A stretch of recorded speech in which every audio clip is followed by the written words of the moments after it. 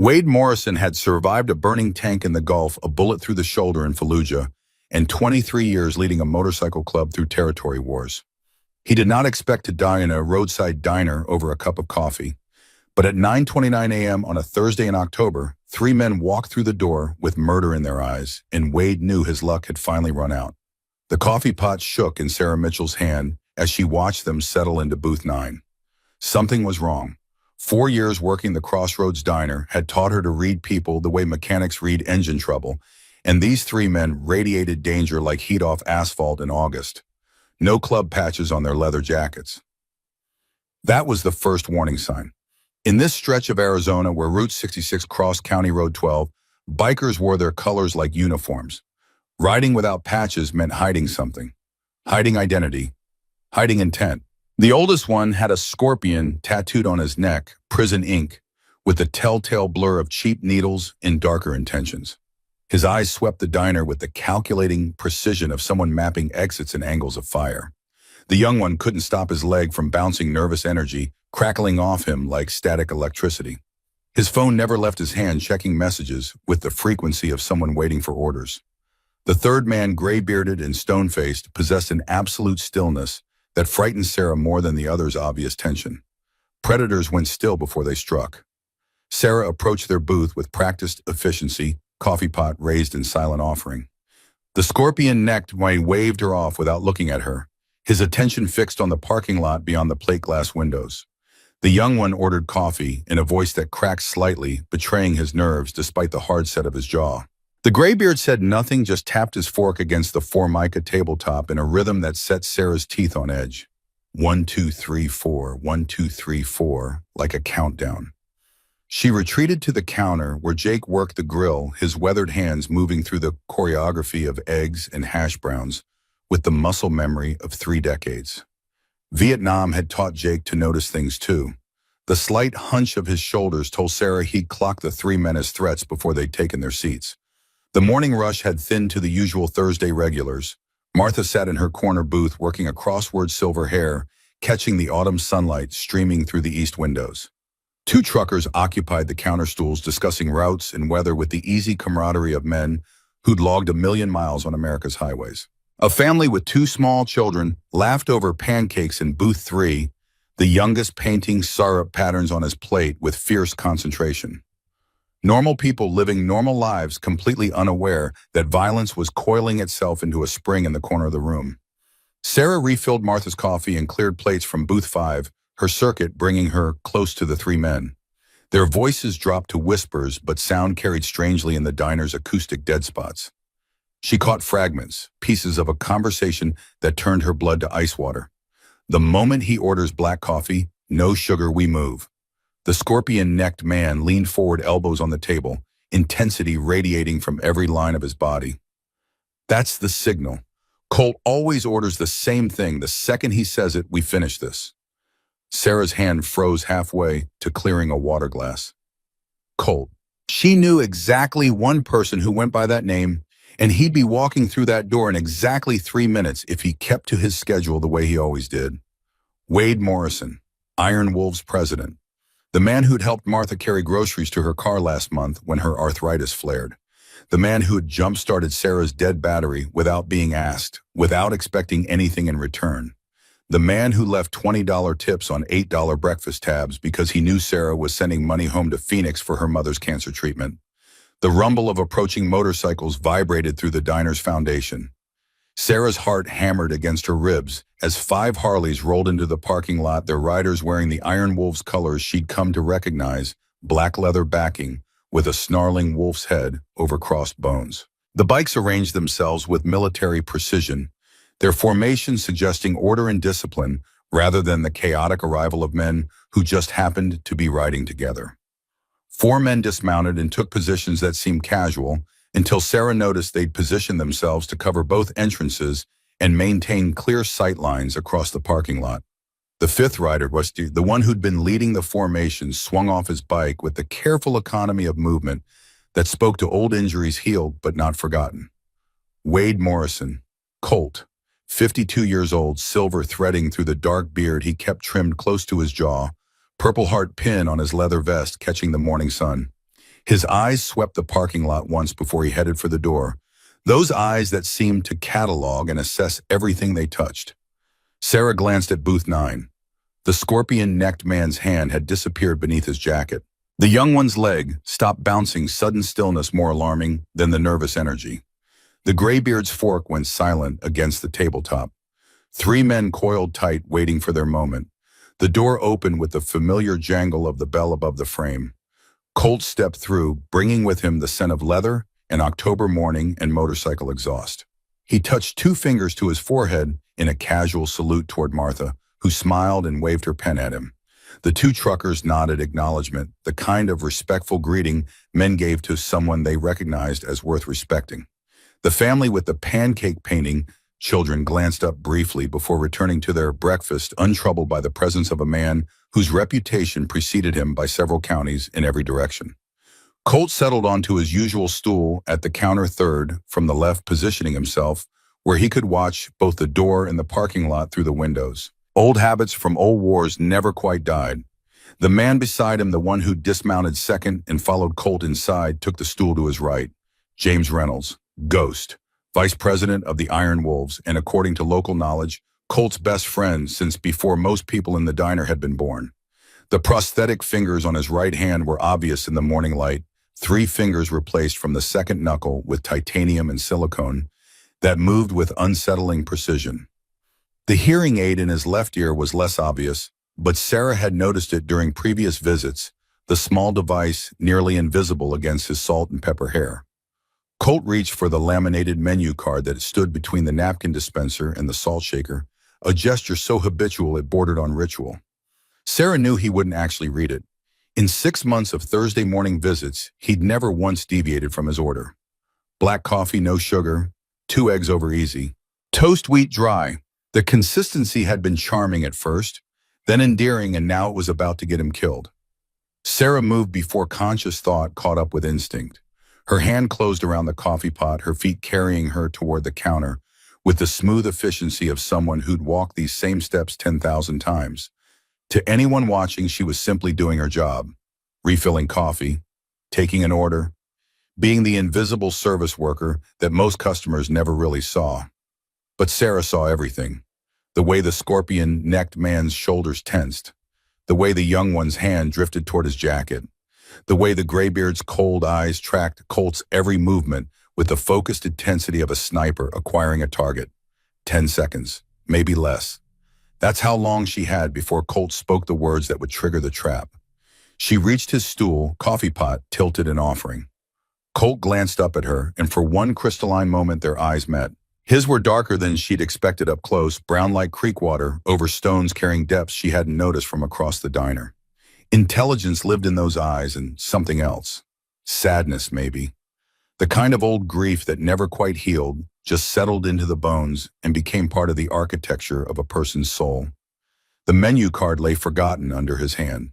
His lips parted, the first syllable of his order forming.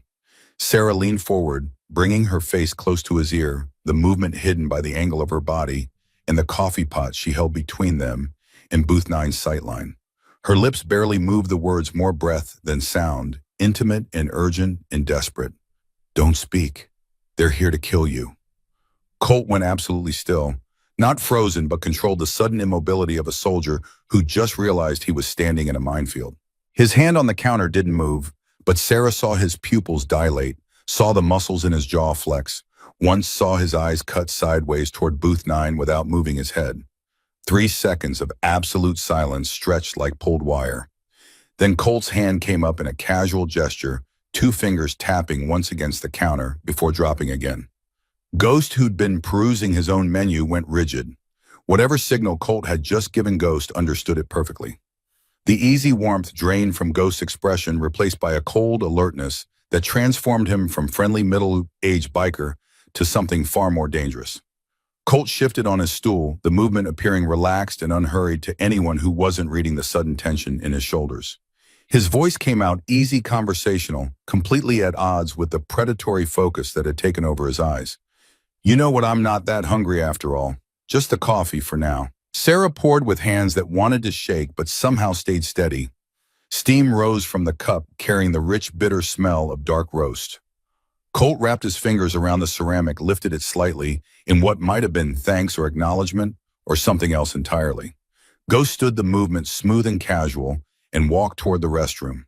His path took him past booth 9 close enough that he could have reached out and touched the scorpion-necked man's shoulder, close enough to count threats and assess weapons and measure reaction time. He didn't look directly at the three men, but Sarah saw his eyes track them in peripheral vision, saw the way his prosthetic hand flexed once as he passed. At booth 9, confusion rippled through the three men like wind through grass. The scorpion-necked man's eyes narrowed, darting between Colt and his phone and back again. The young one's legs started bouncing again, the nervous energy back and amplified. The graybeard's expression didn't change at all, but his fork resumed its rhythmic tapping. 1, 2, 3, 4, 1, 2, 3, 4, counting down to something, though what and when remained unclear. Colt sipped his coffee, the picture of a man with nothing more pressing on his mind than caffeine in the morning sun. But Sarah saw his eyes moving, tracking Ghost's path, marking the positions of the other Iron Wolves members, outside cataloging the three men in booth 9, and the civilians scattered through the diner who'd find themselves in a crossfire if bullets started flying. Martha laughed at something in her crossword puzzle, completely oblivious to the tension, singing through the room like a wire pulled too tight. The family's younger child knocked over his orange juice, and his mother dabbed at the spreading puddle with napkins, while the father flagged Sarah for a refill. Normal life continued around them while two groups of dangerous men sized each other up and calculated odds and waited for someone to make the first move. Ghost returned from the restroom, pausing beside Colt's stool. His voice pitched low enough that Sarah barely caught it, though she stood close enough to count the scars on Colt's knuckles. 3. Booth 9, armed. The one with the scorpion ink is familiar. Can't place him yet. Colt's jaw tightened fractionally. He took another sip of coffee, his eyes distant, like he was looking through the diner walls to somewhere else entirely. Somewhere in memory, maybe. Somewhere that hurt. We're leaving. Now, get the boys. Ghost's prosthetic hand moved in a gesture too quick and subtle for Sarah to catch. But through the window, she saw the 4 Iron Wolves members outside, suddenly alert, mounting their bikes with synchronized precision. No rush, no panic, just smooth, efficient movement that suggested extensive practice. Colt stood, leaving a $20 bill beside his untouched coffee. He turned towards Sarah, and the weight of his attention felt like standing in front of headlights. His voice stayed low, meant only for her. You just saved my life. That means something. I'll be back. Then he was moving toward the door, Ghost beside him, the two men moving with the coordinated grace of partners who'd walked into and out of danger together so many times it had become choreographed. The door opened, closed. Engines roared to life. 5 motorcycles pulled out of the parking lot in formation heading east on Route 66, leaving nothing behind but exhaust fumes and the ghost of violence that had almost happened. At booth 9, the scorpion-necked man was already on his phone, his voice harsh and furious, though Sarah couldn't make out words over the ringing in her ears and the hammer of her heartbeat. The young one looked sick, face pale and shining with sweat. The graybeard's expression remained unchanged, but he was looking at Sarah now, really looking at her, his cold eyes measuring and memorizing. Sarah's legs gave out. She sat down hard on the stool Colt had vacated, still warm from his body heat.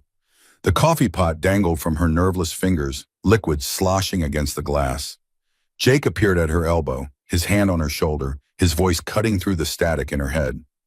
Sarah, look at me. What just happened? She couldn't answer, couldn't form words, could only stare at booth 9 where 3 men were standing, dropping cash on the table heading for the door. The scorpion-necked man's eyes found hers as he passed, and he smiled. Not frustrated, not angry, pleased. Like she'd done exactly what he'd wanted her to do. Like she'd just made a terrible mistake without knowing it. The door jangled shut behind them. Through the window, Sarah watched a black Ford F-150 pull out of the parking lot, heading the opposite direction from the motorcycles. The young one was driving the scorpion-necked man in the passenger seat with his phone pressed to his ear, the graybeard in the back with his hands folded in his lap and his eyes closed like he was praying or sleeping or calculating his next move. Jake's hand tightened on Sarah's shoulder. Kid, talk to me. What happened? Sarah finally found her voice, though it came out thin and distant like it belonged to someone else. I think I just stopped a murder. I think I just made enemies. I don't know how to fight. I think I just changed everything." Jake was quiet for a long moment, his eyes tracking the departing truck. When he spoke, his voice carried the weight of old experience, old wars, old choices that had seemed right at the time and haunted him later. "Then you'd better hope Wade Morrison is as honorable as people say. Because you're in his world now, whether you meant to be or not. To understand why Wade Morrison would risk everything for a waitress who saved his life, you need to understand the day he failed to save the person who mattered most. March 15th, 2 years earlier, the night Rebecca died. The conference room at the Iron Wolves compound smelled like stale coffee and cigarette smoke and the particular tension that came from grown men trying to solve problems that had no good solutions. Territory disputes never resolved themselves cleanly. The Desert Phantoms wanted access to Iron Wolves' northern routes for their legitimate transport business, a reasonable request complicated by the fact that Nevada Vipers also wanted those routes for considerably less legitimate purposes. Threading the needle between the two rival clubs' competing interests while maintaining Iron Wolves' neutrality required diplomacy, patience, and hour after hour of negotiation that felt like trying to defuse a bomb while wearing oven mitts. Colt sat at the head of the scarred oak table, Ghost to his right, other senior members arranged around the perimeter. Maps lay spread across the surface marked with highlighter and grease pencil, routes and territories, and overlapped zones that needed careful navigation. The conversation had been going in circles for 90 minutes, everyone too proud or too paranoid to give ground, and Colt could feel a headache building behind his eyes. His phone buzzed.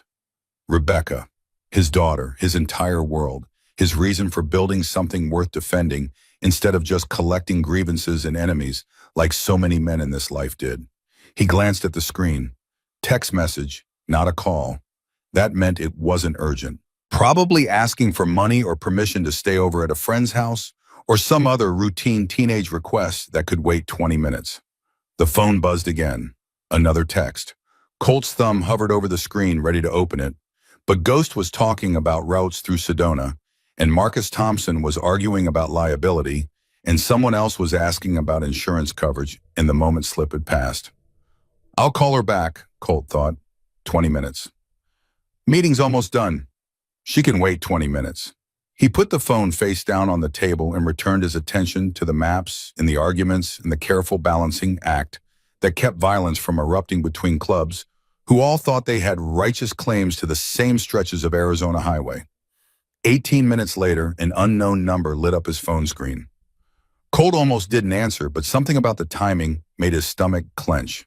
He stepped into the hallway, the clubhouse's dim corridor lit by overhead fluorescence that hummed with cheap electricity.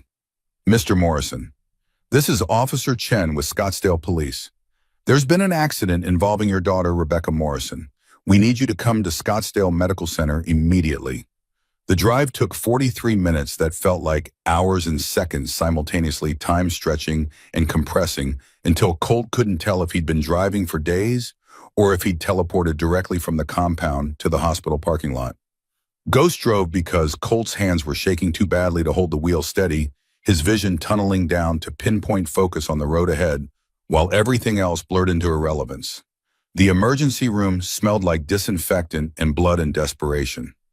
A doctor met them in the corridor, her scrubs marked with stains that might have been coffee or might have been something darker. Her words came through underwater, distorted and distant. Severe trauma, head-on collision, drunk driver crossed the center line, passenger side impact. "We're doing everything we can." They let him see her. That was when Colt knew how bad it really was, because they only let family in when there was no hope left and what remained was saying goodbye. Rebecca lay on the gurney machines, breathing for her, tubes and wires connecting her body to equipment that beeped and hummed and measured the failing systems that had carried his daughter through 17 years of life. Her face was bruised, swollen wrong, but her eyes opened when he took her hand, and for just a moment, she was there, really there, looking at him with consciousness and recognition in something that might have been accusation. Her lips moved. The ventilator tube made speech impossible, but Colt had been reading his daughter's expressions since before she could walk. He knew what she was asking. "Where were you?" I called. "Why didn't you come?" The machines started screaming. Nurses rushed in, the doctor barking orders, everyone moving with choreographed urgency, that Colt recognized from other emergencies, other moments when life hung by threads that were already fraying. They pushed him back out of the room into the hallway where Ghost caught him and held him upright while Colt's legs forgot how to work. Team of Death, 7 a.m. The doctor's voice flat and professional and already moving past this tragedy to the next one waiting in another room. I'm sorry for your loss. The funeral happened 3 days later. Julia Colt's ex-wife stood on the opposite side of the grave, her face a mask of grief and rage directed squarely at him. Rebecca's friends clustered in small groups, teenagers trying to process mortality, some crying, some blank-faced and shocked. Iron Wolves members lined up behind Colt, a wall of leather and loyalty that couldn't protect him from the one enemy that mattered, his own failure. Julia waited until the minister finished, until the first handful of dirt hit the coffin, until most of the mourners had drifted away toward their cars. Then she crossed to where Colt stood, still staring at the hole in the ground that held everything that mattered. She called you. Did you know that? She texted twice, then called. The party got weird, she said. Some boy brought vodka and people were drinking, and she felt uncomfortable, and she wanted her dad to come get her. Colt's throat closed. He'd check the phone later after the hospital, after the machines went silent. 2 texts at 11:47 p.m., 1 call at 11:52 p.m. He'd been in that meeting arguing about territory and routes and meaningless bullshit while his daughter stood in a stranger's driveway waiting for rescue that never came. But you were busy, Julia continued, her voice acid and ashes. Club business, always club business. So she got a ride with someone else, someone who'd been drinking, someone who crossed the center line doing 70 and killed our daughter because you couldn't be bothered to answer your phone. The words hit like bullets, clean and devastating and absolutely accurate. Colt had no defense, no excuse, no way to argue with the simple truth that he'd failed the one person who'd needed him most. Julia's face crumpled, rage collapsing into grief that bent her double. Ghost stepped forward, supporting her, guiding her away toward her car, and her new husband, who stood at a respectful distance, giving them space for this final reckoning. Colt remained at the graveside until the cemetery workers finished filling in the dirt, until the temporary marker was placed, until the sun dropped below the horizon, and cold desert nights settled over the headstones. Ghost stayed with him, silent and solid, the kind of presence that didn't try to fix anything or offer empty comfort, just witnessed the breaking and held the pieces.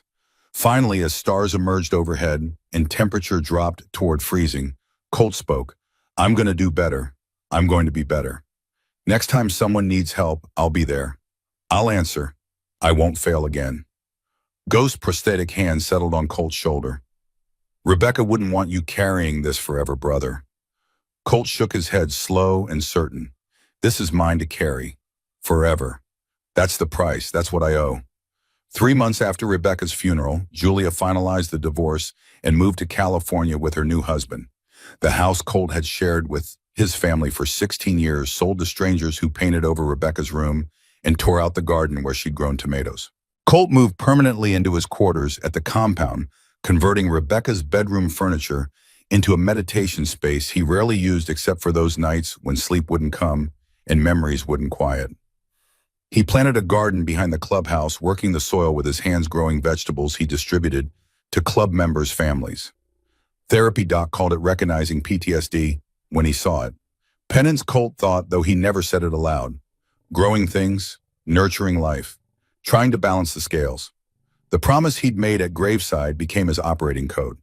When Martha needed help with groceries, Colt was there. When Sarah's car battery died, Colt was there. When anyone in his territory needed assistance or protection or just someone to show up and prove they weren't alone, Colt was there. Always. Without fail. Without hesitation. Because he'd failed once, and that failure had cost him everything that mattered, and he would not make that mistake again. Ghost understood, because Ghost remembered. February 1991. Desert storm. Iraq's highway of death, except they'd been on the living side of that particular apocalypse, rolling through Kuwait in M1 Abrams tanks that made them feel invincible, right up until the moment fire proved they weren't. The ambush came at dawn. Iraqi forces dug into positions that American intelligence had sworn were abandoned. RPGs materialized from the smoke and sand, one of them finding Ghost's tank with the kind of precision that suggested either incredible luck or divine malice. The explosion tore through armor that was supposed to be impenetrable, turned steel into shrapnel, set fuel and ammunition cooking off in secondary blasts that transformed the tank into a crematorium on treads. Ghost crew bailed 3 men stumbling clear of the inferno. But Ghost's harness jammed damaged metal, refusing to release flames spreading across the hull toward the commander's position. Colt saw it from his own tank, saw Ghost struggling, saw death approaching, with the methodical certainty of fire-consuming oxygen. Standing orders were clear. Don't leave your vehicle during contact. Don't expose yourself to enemy fire. Let the burning tank's crew handle their own emergency. Commanders who played hero got killed and dead commanders couldn't lead their surviving crews. Colt left his tank anyway. He ran through gunfire that chewed up sand around his boots, reached Ghost's vehicle just as flames found the ammunition. Storage pulled his friend clear, with seconds to spare before the tank's magazine detonated in a blast that should have killed them both. Shrapnel caught Ghost's right hand, tore through tissue, and bone destroyed fingers that would eventually be replaced with titanium and silicone. Concussive force ruptured Ghost's eardrum damage that would lead to partial deafness and a hearing aid worn for the next 33 years. But Ghost lived. They both lived. Colt dragged his friend 200 yards to cover the two of them collapsing behind a burned-out Iraqi position while their crews laid down suppressing fire and American aircraft turned the ambush positions into smoking craters. In the field hospital later, morphine making everything soft around the edges, Ghost gripped Colt's wrist with his undamaged hand. "I owe you everything. My life, everything." Colt shook his head. "You'd have done the same for me." Ghost's eyes serious and clear despite the drugs held his. "Yeah, I would. That's what brothers do. We save each other. Remember that. When you need saving, I'll be there. That's the debt. That's what we owe." 33 years later, that debt remained unpaid because Colt had never needed saving. He'd built the Iron Wolves into something stable and strong, led them through territory disputes and economic downturns, and the slow erosion of the old ways as clubs went legitimate or fell apart. He'd survived everything the world threw at him except his own failure to answer his daughter's phone call. Until this morning.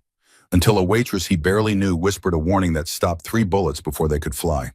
Until Ghost finally got his chance to repay a debt 3 decades old. The ride back to the compound took 20 minutes, 5 motorcycles moving at exactly the speed limit. Nothing obvious enough to draw police attention. They pulled through the gates and parked in formation, engines cutting off in sequence. Sudden silence, loud after the sustained roar. Colt dismounted, every instinct screaming at him to turn around and ride back to the diner to make sure Sarah was safe to finish what had started. But tactical sense overrode instinct. He needed intelligence first, needed to understand who tried to kill him and why, and whether this was an isolated attempt or the opening move in something larger. The clubhouse looked exactly as it always did, brick and steel, and security cameras covering every approach, garden out back growing toward autumn harvest, the sign for Morrison's Custom Auto Repair, visible on the adjacent building where Iron Wolf's legitimate business kept them financially stable. Home. Sanctuary. The fortress he'd built to protect the people who rode under his colors. Ghost followed him into the conference room, the same space where Colt had sat ignoring Rebecca's call 2 years earlier. The irony wasn't lost on him. He'd been in this room making decisions about club business when his daughter needed him. Now he was back here because someone had tried to kill him over club business and a stranger had paid the price of involvement. Bull Thompson appeared in the doorway, road captain and de facto logistics expert, his bulk filling the frame. Behind him came Ace Briggs, moving carefully on knees that 30 years of riding had worn down to bone grinding on bone, his cane tapping rhythmic counterpoint to his footsteps. Doc Martinez trailed last medical bag, perpetually slung over his shoulder, eyes holding the 1,000-yard stare that never quite faded no matter how many years passed since Iraq. "Emergency church," Colt said. "Full patch only, now." The men dispersed to gather the others. Iron Wolf's charter included 23 patched members, but only the senior leadership needed to know the details of this particular crisis. 6 men assembled around the conference table within 10 minutes, Colt at the head, Ghost to his right, Bull and Ace on his left, Doc at the far end, and Ray Morrison Clutch in the remaining chair. Clutch was Colt's half-brother, same father but different mothers, 15 years separating their births. Their father had founded Iron Wolves in 1978, building it from 3 bikes and a dream into a legitimate motorcycle club with businesses and properties and genuine respect. When he died in 2010, leadership should have been contested. Clutch had lobbied for joint presidency, arguing that family mattered more than seniority. But the membership voted for Colt by a margin that wasn't even close, and Clutch had been sergeant-at-arms ever since, handling security in discipline and weapons inventory with brutal efficiency. The resentment had been building for 14 years. Colt saw it in his brother's eyes every time authority got exercised, every time respect flowed toward the president's chair instead of the SAA's position.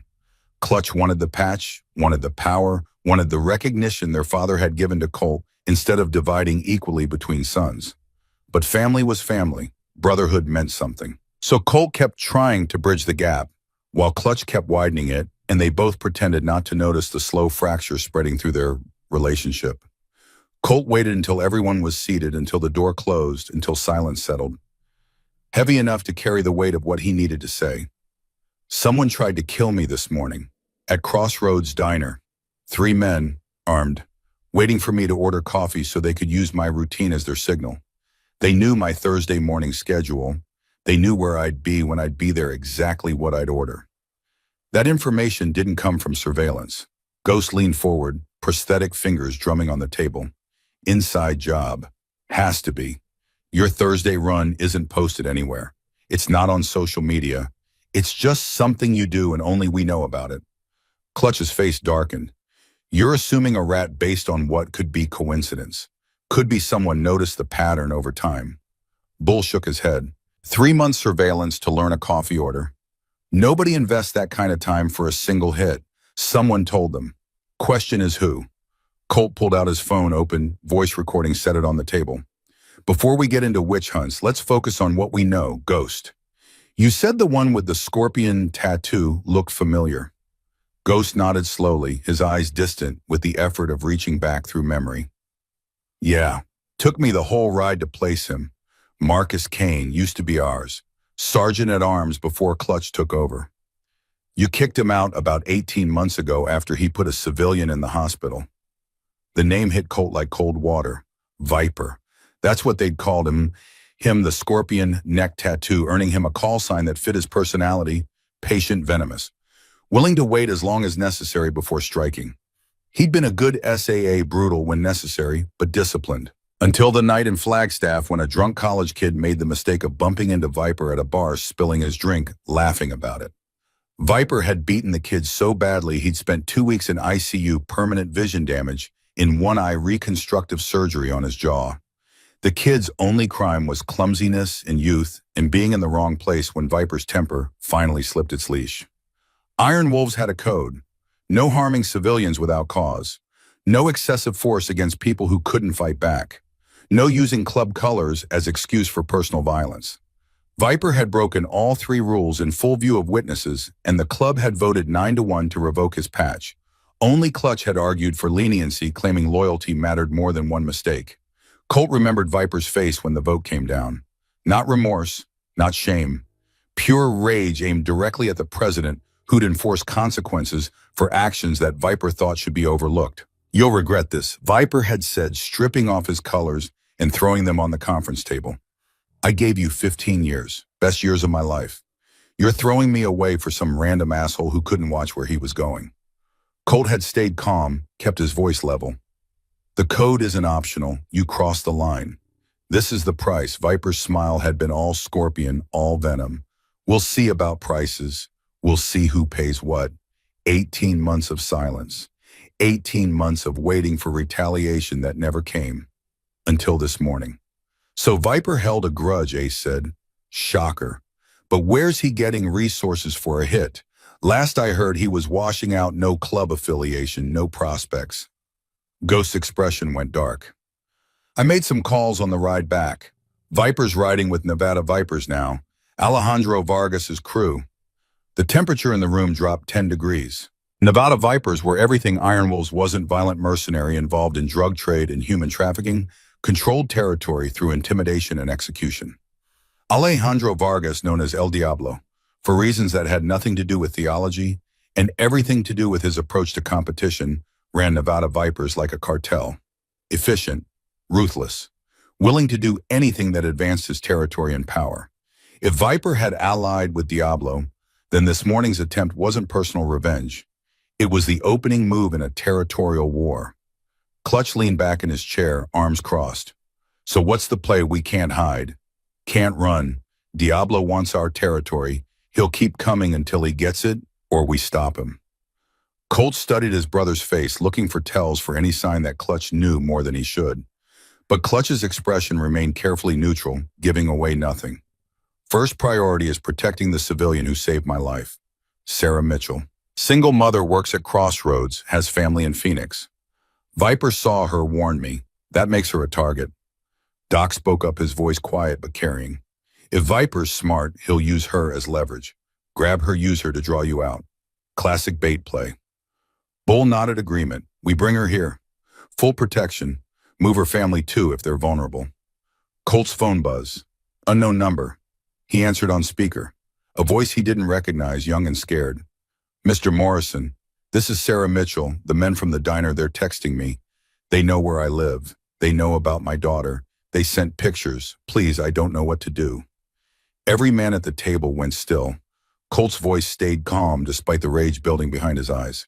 Sarah, listen carefully. Where are you right now? Still at the diner. Jake told me not to leave until I called you. Good. Smart. Stay there. Lock the doors. I'm sending people to get you. You're going to be safe. I promise you that. Where's your family? Phoenix. My mother and my daughter. They're at my mom's house. Colt looked at Ghost, who was already pulling out his phone. Give me the address, Colt said. We'll have people there in 30 minutes. Sarah's voice shook as she recited numbers and street names. Ghost texted the information to Phoenix, chapter fingers, moving faster on the prosthetic hands' touch-sensitive fingertips than most people managed with flesh. Sarah, one more thing. Did you tell anyone else about what happened? Police friends number, just Jake. And now you. Keep it that way. Don't talk to police. Don't post on social media. Don't tell anyone anything. We'll handle this. You're under Iron Wolf's protection now. That means your family. Nobody touches family. Silence on the other end of the line. Then quietly, I'm not part of your world. I can't be part of this. Colt's voice went gentle, the tone he'd used with Rebecca when she was scared and needed reassurance more than orders. You became part of this world the second you whispered, don't speak. You saved my life. Now I save yours. That's the code. That's what it means to be family. This isn't negotiable, Sarah. You're ours now. We protect what's ours. He ended the call and looked around the table. Bull takes 6 men to Crossroads. Bring Sarah here. Ghost coordinate with Phoenix chapter on extracting her mother and daughter. Ace, I want full security lockdown on the compound. Doc, prep the guest quarters. Clutch, inventory our weapons. If this goes sideways, we need to be ready for war. The men dispersed to their assignments. Only Ghost remained, his expression troubled. Boss, if Diablo's behind this, it's not just about revenge. He's been circling our territory for 2 years. This might be the excuse he's been waiting for. Hit you make it look like he's responding to aggression, justify a full takeover. Colt nodded slowly. I know. That's why we can't respond with immediate violence. We need intel first. Need to know Diablo's full strategy. Need leverage. Ghost's prosthetic hand flexed servos, whirring quietly. And if he forces our hand, if he comes at us before we're ready, then we fight. But smart, tactical. The way we were trained, Desert Storm rules superior position, superior intelligence, overwhelming force only when we have no other choice. Ghost stood to leave, then paused in the doorway. Brother, 33 years I've been waiting to repay that debt from Kuwait. Today you let a civilian protect you. Next time that's my job. That's what I owe. Don't forget that. After Ghost left, Colt sat alone in the conference room staring at maps that showed Iron Wolf's territory in careful detail. Routes and properties and businesses built over 23 years of leadership. Everything his father had started, everything Colt had expanded and defended and tried to make legitimate. Rebecca's voice echoed in memory. Dad, why didn't you come? Because I was here, baby. Because I was protecting. This, because I thought club business mattered more than one phone call. He'd been wrong then. Catastrophically, irredeemably wrong. But maybe he could be right this time. Maybe he could protect someone who needed it. Maybe he could answer the call that mattered instead of letting it go to voicemail while he argued about territory and routes and meaningless bullshit that would all burn down eventually anyway. His phone buzzed again. Text from Bull. Package secured, Sarah's en route. Phoenix chapter has mother and daughter bringing them up tonight. All three safe. Colt exhaled slowly, tension releasing from shoulders that had been locked tight since the moment Sarah whispered her warning. She was safe. Her family was safe. That was something. That was a start. But Viper was still out there. Diablo was still circling. And somewhere in the complex web of this morning's attack was an informant who'd sold out their own club, their own brothers, for reasons Colt couldn't yet fathom. The war had started. The question now was how many people would die before it ended, and whether Colt could keep his promise to Sarah the way he'd failed to keep his promises to Rebecca. Outside, autumn sun tracked across Arizona sky, indifferent to human violence, indifferent to promises made and broken, indifferent to the small dramas of men trying to build something worth defending in a world that specialized in tearing things down. Sarah Mitchell had wanted safety. What she got was war. And Wade Morrison was about to teach her that sometimes the only way to protect the innocent is to become dangerous yourself. The compound gates closed behind Bull's truck with the finality of a prison door, except Sarah couldn't tell if she was being protected or imprisoned. The difference might not matter. She sat in the passenger seat, hands knotted in her lap, watching armed men move through the compound with military precision. This was not the world she understood. Diners and tips and making rent, those were the problems she knew how to solve. Motorcycle clubs and attempted murders and territorial wars existed in a different universe entirely, one she'd accidentally fallen into by whispering two words. Bull cut the engine, his bulk shifting in the driver's seat as he turned to face her. 55 years old, prison tattoos faded to blue-green shadows on his forearms, eyes that had seen too much violence to pretend the world was anything other than what it was. But his voice came out gentle, almost paternal. Nobody here is going to hurt you. I know this looks intimidating. Hell, it is intimidating. But you're family now. That means something to us, even if it doesn't mean anything to you yet. Sarah's throat closed around words that wouldn't form. Through the windshield, she could see the main clubhouse, brick and steel, and security cameras tracking every movement. Men in leather vests moved between buildings, their patches declaring allegiance to the snarling wolf that marked Iron Wolf's territory. A separate structure advertised Morrison's Custom Auto Repair, the legitimate business that apparently funded whatever else happened here. Gardens stretched behind the main building, vegetables growing in neat rows that seemed absurdly domestic against the fortified compound aesthetic. Bull opened his door, came around to Sarah's side, offered his hand like he was helping her out of a limousine instead of extracting her from protective custody. She took it because her legs had gone numb during the drive sensation creeping back in pins and needles as her feet hit gravel. The man who'd introduced himself as Ghost appeared in the clubhouse doorway, his prosthetic fingers catching autumn sunlight in brief metallic flashes. Behind him came an older man moving carefully on a cane and another with a medical bag, whose eyes held the particular distance Sarah recognized from her cousin, who'd done 3 tours in Afghanistan. Trauma left marks. These men wore theirs openly. Sarah Ghost said, his voice carrying the kind of authority that didn't need volume. Welcome to Iron Wolves. I know this isn't what you signed it up for, but you're safe here. Your family will be here tonight. Until we neutralize the threat, this is home. Sarah found her voice, though it came out smaller than she wanted. I have a job. Bills. I can't just disappear. Ghost exchanged glances with Bull, some silent communication passing between them. Jake's been informed you're taking emergency leave. Family medical situation. He understands even if he doesn't know details. Your rent's covered for next 3 months. Consider it hazard pay for saving the boss's life. The casual efficiency of it stunned Sarah into silence. These men had reorganized her entire life in the span of 2 hours, making decisions about her employment and finances without consultation, boxing her into dependence before she'd even agreed to accept help. The part of her that had been fiercely independent since her daughter's father had abandoned them at 19 wanted to rage against the presumption. But the part that had seen cold murder in those 3 men's eyes understood survival sometimes required accepting help from dangerous people. Colt emerged from the clubhouse, and Sarah's breath caught despite herself. In the diner, he'd seemed controlled, careful, a man performing the role of friendly regular. Here in his own territory, surrounded by men who followed his orders, he was something else entirely. Dangerous, powerful, the kind of man who made decisions that got people killed or kept them alive and lived with both outcomes without flinching. He approached with the same economy of movement she'd noticed before, nothing wasted, every step purposeful. When he stopped in front of her, his eyes held hers with an intensity that felt like being X-rayed. "You saved my life. That creates bonds that don't break easily in my world. I know you don't understand the rules yet. I know this is terrifying, but I keep my promises, Sarah. I promised you'd be safe, your family would be safe. I will die before I let that promise break." Something in his voice, some bedrock certainty beneath the words, made Sarah believe him. This was a man who'd failed someone once and built his entire existence around never failing again. She didn't know the details yet, didn't understand what drove him, but she recognized the shape of old guilt, old grief, old determination to make amends for sins that couldn't be undone. "What happens now?" Colt glanced at Ghost, who nodded once. "Now you wait while we gather intelligence. Your mother and daughter arrive tonight. Tomorrow we start teaching you how to protect yourself.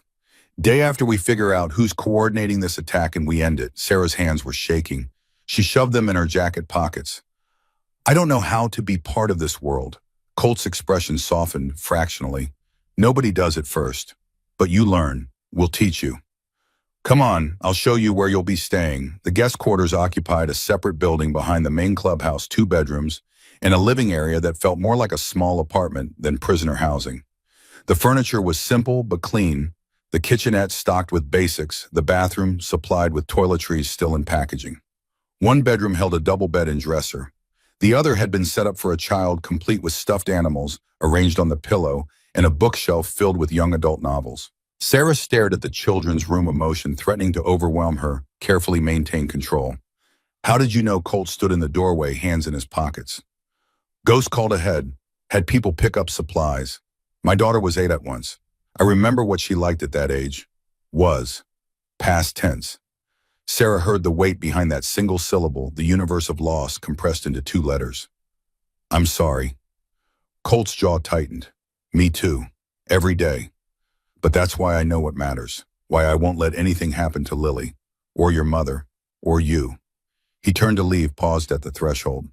"There's a photo on the dresser in your room. Rebecca, my daughter, she died 2 years ago because I wasn't there when she needed me. I was in a meeting arguing about territory. She called for a ride home. I didn't answer. She got in a car with someone who'd been drinking. She died because I chose club business over my child." Sarah's heart broke for this dangerous man carrying impossible grief. "You couldn't have known." Colt looked back at her, his eyes holding oceans of regret. "That's what everyone says. Doesn't make it easier. Doesn't bring her back. But it taught me what matters. People matter. Family matters. Everything else is just noise. Remember that when things get complicated. Remember what you're fighting for." After he left, Sarah found the photo. A teenage girl with Colt's dark eyes and a smile that suggested mischief barely contained, holding up a fish on a line, pride radiating from every pixel. Rebecca, the ghost haunting this compound, driving the man who ran it, shaping every decision through her absence. Sarah sat on the bed that had been prepared for her daughter and let herself cry for the first time since the diner. Not from fear, though fear lived in her bones now. Not from shock, though shock still hummed through her nervous system. But from the sudden understanding that she'd stumbled into someone else's grief, become entangled in their attempt at redemption, and there was no clean way to extricate herself without betraying the desperate hope in Colt's eyes when he'd promised to keep her family safe. Night fell across the compound with the shocking speed of desert darkness, temperature dropping 20 degrees in an hour. Sarah stood at the window, watching men move between buildings, their shadows stretching long in halogen security lights. Somewhere out there, 3 men were planning her death, or her capture, or whatever strategic value a waitress held in motorcycle club politics. Somewhere out there, her daughter was being transported by strangers wearing gang colors.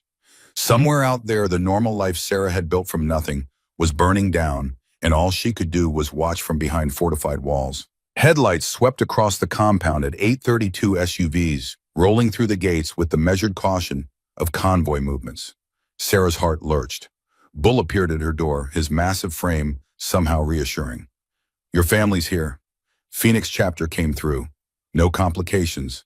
Sarah ran. Out the door across the gravel lot, reaching the first SUV as its rear door opened. Lily tumbled out, 8 years old and terrified, and clutching Mr. Whiskers, the stuffed rabbit she'd had since infancy. Sarah caught her daughter in arms that shook with relief and residual fear. Mama, baby. Oh, baby, I'm so sorry. I'm so sorry. Patricia emerged from the second vehicle, moving carefully on legs weakened by chemotherapy, her face gray with exhaustion and fear. But her eyes found Sarah's, and whatever she saw there made her nod once, accepting this bizarre situation the way she'd accepted every other crisis life had thrown at them. Sarah hugged her mother with one arm, still holding Lily with the other. The three of them forming a small island of family in a sea of dangerous strangers. Colt approached slowly, giving them space, waiting until Lily looked up with tear-streaked face and red eyes. Are you the motorcycle man? Colt knelt, bringing himself to eye level with the child. I am. My name's Wade, but people call me Colt. Your mom saved my life today. That makes her a hero. And we protect heroes and their families. Lily's grip on Mr. Whiskers tightened. The men on the phone said they'd hurt us. Are they going to hurt us? Colt's voice stayed gentle, but carried absolute conviction. No, I promise you, Lily, nobody is going to hurt you or your grandma or your mom. Not while I'm alive. Do you believe me? Lily studied him with the serious intensity children bring to important questions. Whatever she saw in his face must have satisfied her because she nodded slowly. Okay. Can I see the motorcycles tomorrow? Colt smiled, the first genuine warmth Sarah had seen from him. Tomorrow. First thing. Deal? Deal. Patricia caught Sarah's eye, the silent conversation between mother and daughter requiring no words.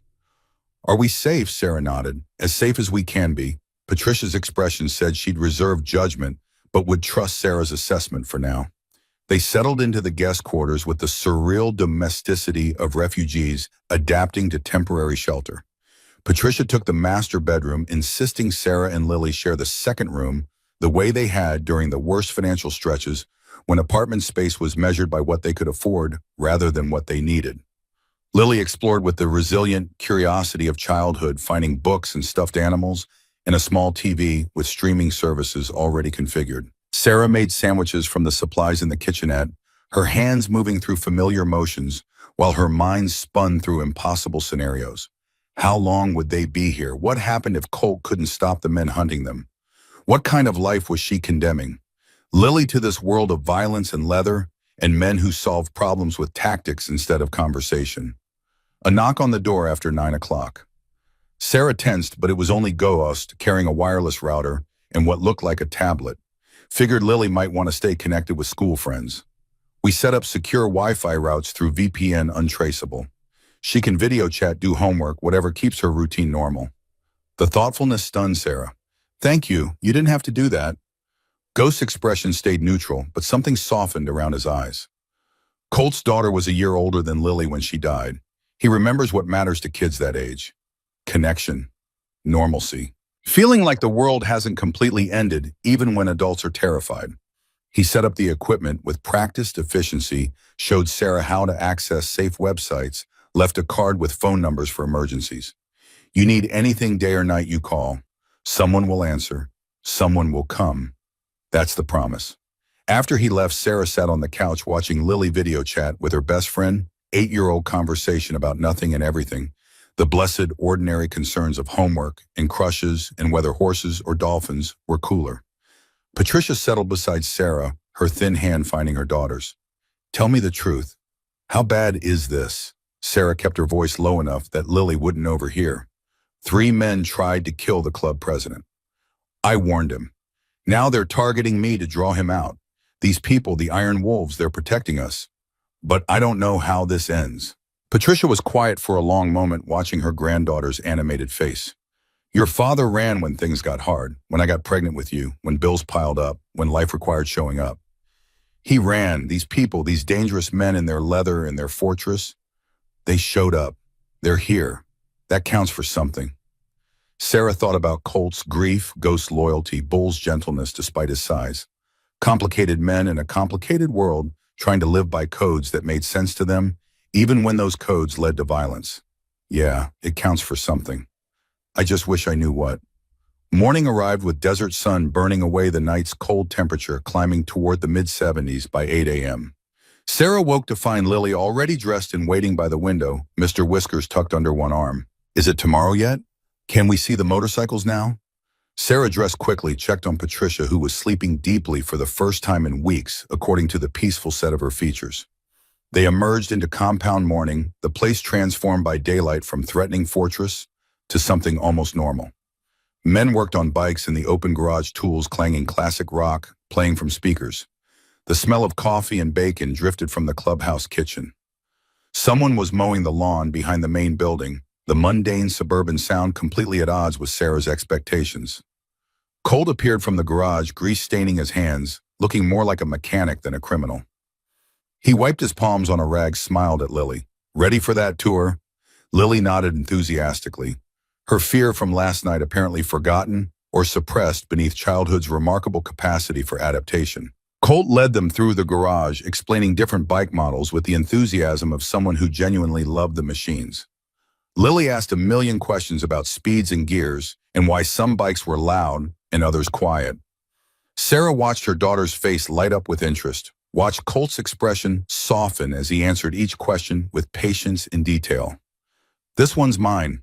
He stopped beside a black and chrome Harley that looked like it cost more than Sarah's annual salary. Soft-tailed deluxe. Bought it the year Rebecca was born. She used to sit on it when she was about your age, pretend she was riding. Can I sit on it? Colt glanced at Sarah, who nodded permission. Sure, but don't touch the controls. Just sit. He lifted Lily onto the seat, the child's legs dangling well short of the foot pegs, her hands gripping the handlebars with exaggerated care. Sarah pulled out her phone, snapped a photo because this moment was too surreal not to document. Her daughter sitting on a motorcycle club president's bike, grinning like she'd found treasure. Ghost appeared in the garage entrance, his expression serious enough to cut through the moment's lightness. Boss, need a word. Colt lifted Lily down, ruffled her hair. Think about it. In 10 years you want to learn to ride? I'll teach you. Your mom's permission only. He followed Ghost out, leaving Sarah and Lily in the garage. Bull materialized from somewhere, his bulk filling the doorway. Lily, you want to see the puppies? Lily's eyes went wide. You have puppies? 6 of them, rescue dogs, all different breeds. They're out back in the kennel. Lily looked at Sarah with pleading desperation. Please go. Stay with Bull. Don't wander off. Bull extended his massive hand and Lily took it without hesitation, already asking questions about the dogs' names and ages and favorite toys. They disappeared toward the back of the compound, leaving Sarah alone in the garage, surrounded by machines that represented freedom to their riders and danger to everyone else. She followed the direction Colt and Ghost had gone, not quite eavesdropping, but not quite respecting privacy either. They stood near the clubhouse entrance, voices low but carrying. Intel from Las Vegas. Viper's been seen at Nevada Viper's clubhouse. Diablo's hosting him personally. That's not just sanctuary, that's endorsement. Means this is sanctioned, not just personal revenge. Colt's jaw tightened. What else? Chatter suggests Diablo's planning something big. Anniversary run Demons Run rally. 3 weeks. Every major club in the Southwest will be there. Neutral ground, traditional truce. But perfect cover for an operation if you're willing to violate the rules. Demons Run. Sarah had heard of it, massive motorcycle rally that drew thousands of riders annually. The kind of event that made local news and required extra police presence and shut down entire sections of highway. You think he's planning a move during the rally? Ghost nodded slowly. Makes tactical sense. Crowd cover. Witnesses everywhere so it looks like random violence instead of calculated hit. He kills you in front of 5,000 bikers, claims you started it, takes your territory while we're leaderless, and everyone's too confused to respond effectively. Colt was quiet for a long moment, his eyes distant. Then we use that. If we know the where and when, we can prepare. Turn his trap into ours. Too risky. You'd be walking into a kill zone. I'll be walking into an opportunity. With proper preparation. Right people in right positions. Element of surprise on our side for once. Ghost prosthetic hand, flex servos whirring. Brother, I didn't save your ass in Desert Storm to watch you get killed at a motorcycle rally. There's got to be another way. If there is, I'm listening. But Diablo won't stop. Viper won't stop. They'll keep coming at us, at our families, at anyone we care about until we end this. Better to end it on our terms than wait for them to pick the moment. Sarah stepped back before they could notice her listening. Her heart hammered against her ribs. 3 weeks until some rally where Colt planned to use himself as bait to draw out the men who wanted him dead. 3 weeks until violence erupted in public, where Lily might see news coverage where Sarah would have to explain why the man who had promised to protect them was bleeding out in some fairground parking lot. She returned to find Lily playing with rescue dogs, 6 mutts of various sizes and questionable breeding, all competing for an 8-year-old's attention. Bull sat on a bench, watching his scarred face almost gentle. "They're all abused," he said when he noticed Sarah. "Previous owners beat them, starved them, used them for fighting. I foster them, rehabilitate them, find them good homes. Takes patience. Takes showing them not all humans are monsters." Sarah sat beside him, watching her daughter laugh as puppies climbed over her lap. "Why do you do it?" "The rescue work." Bull was quiet for a moment. "I was inside for 8 years. Assault weapons charges. Stupid shit when I was young and angry. Prison teaches you about powerlessness, about what it means to be at someone else's mercy. These dogs, they know that feeling. I can't fix what happened to them, but I can show them there's better, that they're worth saving." Sarah thought about her own life, the years of barely surviving, of sending money home for her mother's treatment while eating ramen and skipping meals. The grinding poverty that made every day a calculation of which bills to pay and which to let slide. She'd felt powerless then. These last 24 hours had been different. Terrifying, yes. Dangerous, absolutely, but not powerless. The Iron Wolves had given her agency, even if that agency came wrapped in violence and moral complexity. "Bull, what happens if Colt's plan fails? If this Diablo person wins," Bull's expression darkened. "Then a lot of good men die, and a lot of territory falls under control of someone who runs drugs and traffics people and destroys lives for profit. Colt's trying to build something better. Legitimate businesses, community support, protection without exploitation. He's not perfect. Neither are we. But we're trying. That counts." "Does it count? I mean, when you've done terrible things, when you've hurt people, does trying to be better actually matter?" Bull looked at her directly. "You asking about us or about yourself?" Sarah's throat tightened. "I watched 3 men plan a murder, and I stopped it by whispering 2 words. Now they want to kill me and my family. I brought this on us. I chose this." Bull shook his head slowly. "You saw evil about to happen, and you intervened. That's not choosing danger. That's choosing courage. What happens next isn't your fault, it's theirs. Don't let guilt make you forget which side you're on." The morning passed in surreal domesticity. Patricia emerged from the guest quarters looking stronger than she had in weeks, the rest apparently doing more good than any medication. Lily played with Mungs and explored the compound under Bull's watchful supervision.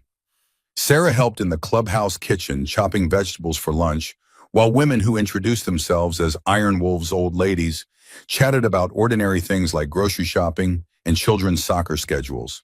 It was all so normal, so mundane, right up until the moment screaming started from the front gate. Sarah dropped her knife, ran toward the sound, arriving to find Colt and Ghost restraining a man who was fighting them with desperate strength. Younger than Colt, maybe 45, leather vest marked with Iron Wolves patches, his face contorted with rage and something that looked like grief.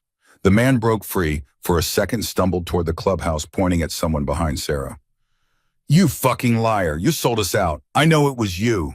Sarah turned to see Clutch standing in the doorway, his expression carefully neutral, but his hands clenched into fists. Bull and 2 others grabbed the enraged man and forced him to his knees.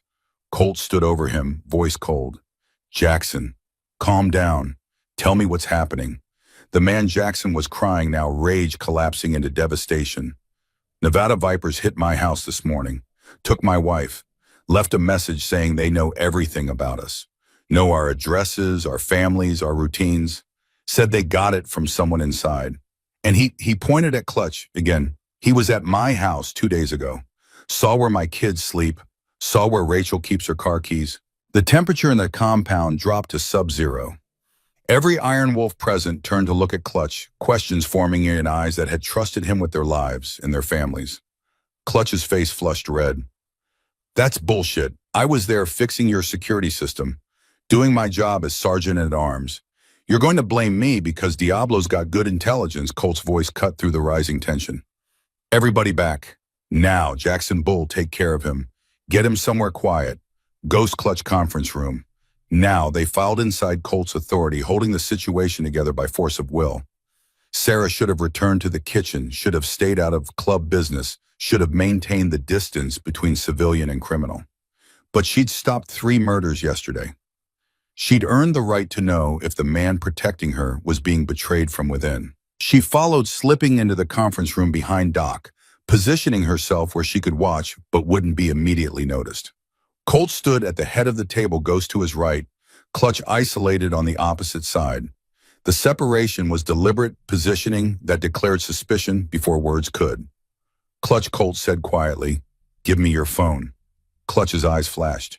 "You're seriously doing them, believing Jackson's paranoid bullshit over your own brother? Blood doesn't make you immune to questions. Phone.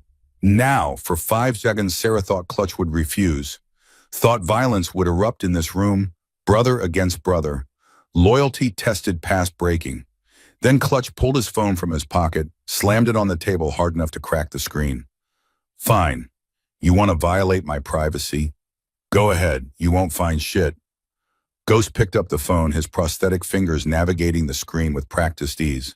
His expression changed. After 30 seconds, went carefully blank in the way people did when they were seeing something they didn't want to believe. "Boss, you need to see this." Colt took the phone, read whatever Ghost had found, and his face went absolutely still. When he looked up at Clutch, his eyes held something worse than anger. Disappointment. Betrayal. The specific grief of discovering family had chosen sides against you. Text messages with Marcus Kane. Planning sessions. Intelligence about my Thursday routine. About Jackson's house. About 6 other members' families. Payment confirmations. $75,000 transferred from an account linked to Alejandro Vargas. Clutch stood so fast his chair tipped out backward. "That's fabricated. Someone hacked my phone, planted that shit to frame me." Ghost's voice came out flat dead. Messages go back 4 months, including conversations about removing Colt from leadership, about taking control of Iron Wolves and aligning with Nevada Vipers. "Your words, brother. Your betrayal." Sarah's hands had gone numb. She'd been living under protection of a club where the sergeant-at-arms, the president's own brother, was selling them out to their enemies. Every secret she'd trusted them with, every detail about Lily and Patricia, had been potentially compromised by the man standing 3 feet from Colt. Clutch's expression cycled through denial, rage, calculation, finally settling on bitter defiance. "You want to know why? Fine, I'll tell you why. 20 years I've given this club. 20 years riding under your leadership while you made decisions like you were God. Dad founded Iron Wolves, and when he died, it should have been shared. Brothers leading together. But no, the precious Gulf War hero gets the president patch while his little brother gets sergeant-at-arms like a consolation prize." Colt's voice stayed level despite fury burning behind his eyes. "Dad chose me because I put the club first. You just proved why you'll never sit in this chair. You sold out your brothers for money and ego. You endangered families, children." Clutch laughed, the sound ugly and broken. "You want to talk about family? You let your daughter die because you were too busy playing president to answer her phone call. At least I didn't kill my own kid." The room exploded. Ghost lunged across the table, got one hand on Clutch's throat before Bull and Ace dragged him back. Colt stood absolutely frozen, Clutch's words hitting like hollow point rounds designed to fragment and spread maximum damage. Sarah saw Colt's face, saw the flash of agony that Clutch had deliberately inflicted, saw the way old guilt got weaponized by someone who knew exactly where to aim. She moved without thinking, positioning herself between Colt and his brother, her voice cutting through the chaos. "You want to know what real strength looks like? It's not selling out people who trusted you. It's not collecting money while families get threatened. Real strength is saving lives when you have nothing to gain. Real strength is keeping promises even when they cost everything. She pointed at Colt. "He's got more honor in his grief than you've got in your entire treacherous soul." Clutch's eyes focused on Sarah with laser precision. "The waitress, the civilian who started all this. You think you understand our world? You're just another casualty waiting to happen. Sarah held his gaze. Maybe. But I'll be a casualty who chose the right side.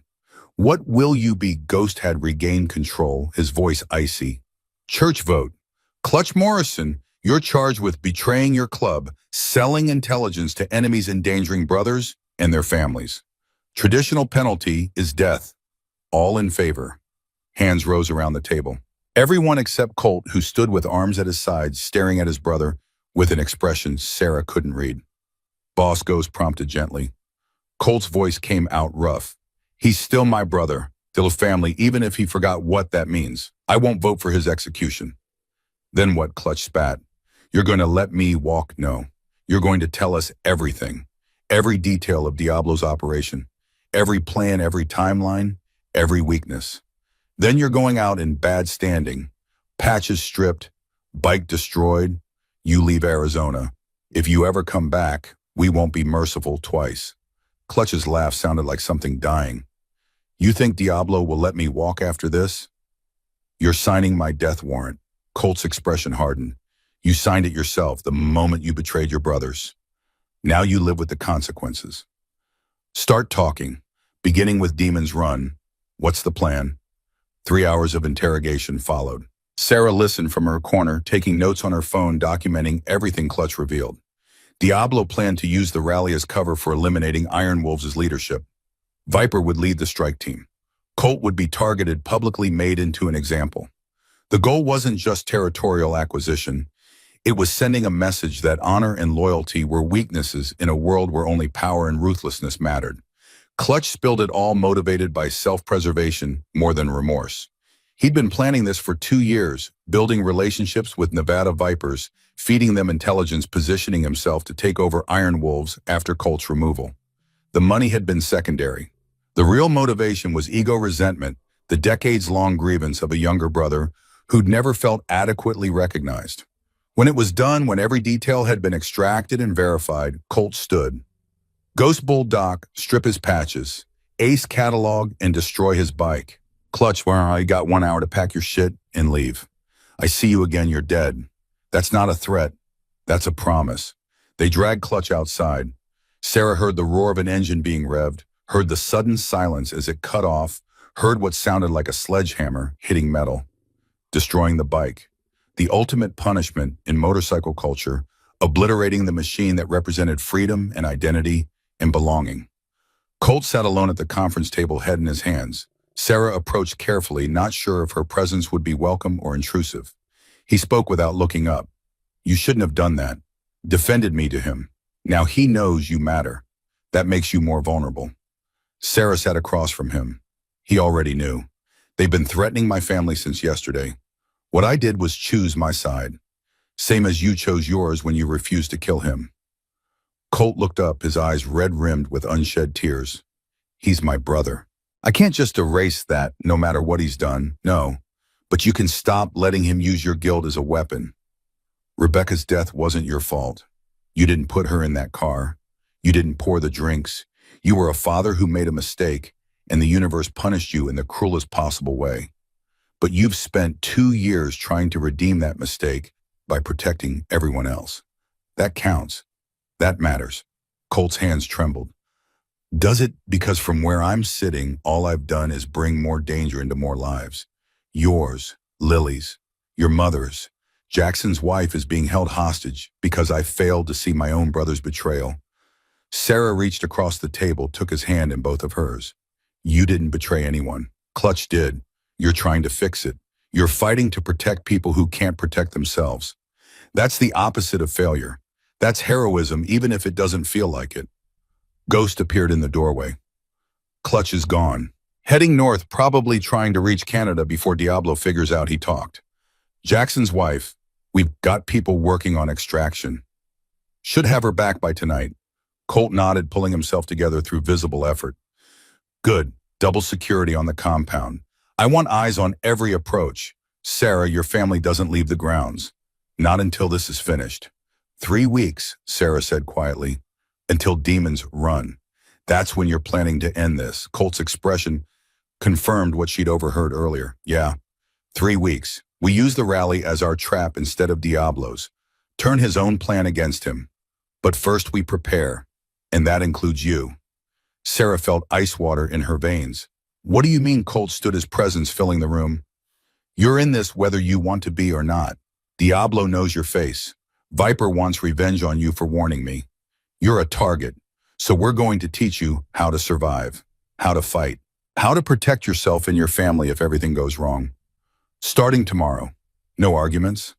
Sarah thought about Lily playing with rescue dogs, about Patricia finally sleeping peacefully, about the normal life that was ashes now. She thought about three men plotting murder over coffee, about the cold calculation in their eyes, about how close she'd come to watching violence erupt in her diner. Bull was right. She'd chosen courage. Now she needed to learn how to back that courage with capability. Okay, teach me. Colt's expression held something that might have been respect. Get some rest tonight. Tomorrow your education begins. Fair warning, it's going to hurt. Ghost doesn't believe in gentle instruction. Ghost smiled, the expression wolfish. Gentle gets you killed. Sarah's going to learn the hard way because that's the way that sticks. But she'll survive. She's got the fire. Just needs to learn how to aim it. Sarah returned to his guest quarters as desert sun dropped toward evening temperature, falling with the light. Lily was teaching Patricia a card game she'd learned from Bull, the two of them laughing over complicated rules and contested plays. Normal. Domestic. The kind of scene Sarah had dreamed of during the hardest years when making rent meant choosing between electricity and groceries. Except they were laughing in a motorcycle club compound, protected by dangerous men, while other dangerous men planned their deaths. Normal had become relative. Safety had become contextual. And Sarah had 3 weeks to learn how to fight in a world where fighting might be the only thing that kept her family alive. She joined them at the table, picking up cards, playing the game, like tomorrow wasn't going to bring pain and training and the systematic destruction of whatever illusions she still carried about her own capability. Lily leaned against her side, warm and trusting. Patricia's hand found hers across the table, squeeze of solidarity and shared determination. They would survive this. Somehow. Because the alternative was unthinkable, and Sarah Mitchell had never let the unthinkable stop her from protecting what mattered. Outside the compound settled into night watch, armed men taking positions. Security systems activated, a fortress preparing for siege. And somewhere in the darkness beyond the walls, enemies planned their moves while allies gathered intelligence, and 3 weeks counted down toward violence that would determine whether honor or ruthlessness ruled this stretch of Arizona desert. Morning arrived with the kind of brutal clarity that desert landscapes specialized in, shadows sharp as broken glass, air cold enough to sting lungs before the sun climbed high enough to punish exposed skin. Sarah stood in the compound's training yard at 6 a.m., watching Ghost wrap his hands with tape that had seen enough use to qualify as veteran equipment. Bull stretched nearby, his bulk moving through warm-up exercises that looked gentle until Sarah noticed the precision, the controlled power behind each movement. Doc leaned against the fence, observing medical bag at his feet, his presence both reassuring and ominous. Men didn't bring medics to easy training sessions. Ghost finished taping, flexed his prosthetic fingers, looked at Sarah with eyes that held no sympathy. Rule 1, pain is information. Your body telling you something's wrong. Don't ignore it, but don't let it stop you either. Rule 2, fights end fast. Real violence isn't choreographed. It's ugly, desperate, over in seconds. Rule 3, you fight to survive, not to win. Survival means doing whatever keeps you breathing. Winning is a luxury you can't afford. Sarah's stomach twisted, but she nodded. Lily was still sleeping, Patricia watching her, both of them safe behind walls and armed guards. That was what mattered. Not Sarah's comfort, not her fear. Just keeping them alive. Show me how you'd defend yourself if someone grabbed you. Ghost moved faster than Sarah expected, his hand closing around her wrist with pressure that locked her bones. Instinct made her pull back, trying to yank free. Ghost's grip didn't budge. Pulling away is natural, also useless against someone stronger. Try again. Sarah pulled harder, desperation leaking into the attempt. Ghost held steady, immovable. You're trying to overpower me. Can't be done. I'm bigger, stronger, trained. You need to think different. Where am I vulnerable? Sarah's mind raced, adrenaline making thought difficult. Your eyes, throat Ghost smiled, predatory. Better, but you're still grabbed. Can't reach my face if I'm controlling your arm. Think closer. What body parts are you already near? Sarah looked down at their connected limbs, saw Ghost's exposed hand, his fingers wrapped around her wrist. Your hand. Ghost released her step back. Exactly. Someone grabs you, they're giving you a target. Fingers break easy, thumbs especially. Grab, twist, pull back. Most people let go when bones start grinding. He demonstrated slowly, showing the angle, the leverage point, the specific motion that would turn a grab into an opportunity. Now you try. For real, I'm going to grab you and you're going to break my grip. Don't hold back. I've had worse than anything you can do. Sarah hesitated, suddenly aware she was about to intentionally hurt someone who'd shown her nothing but protection.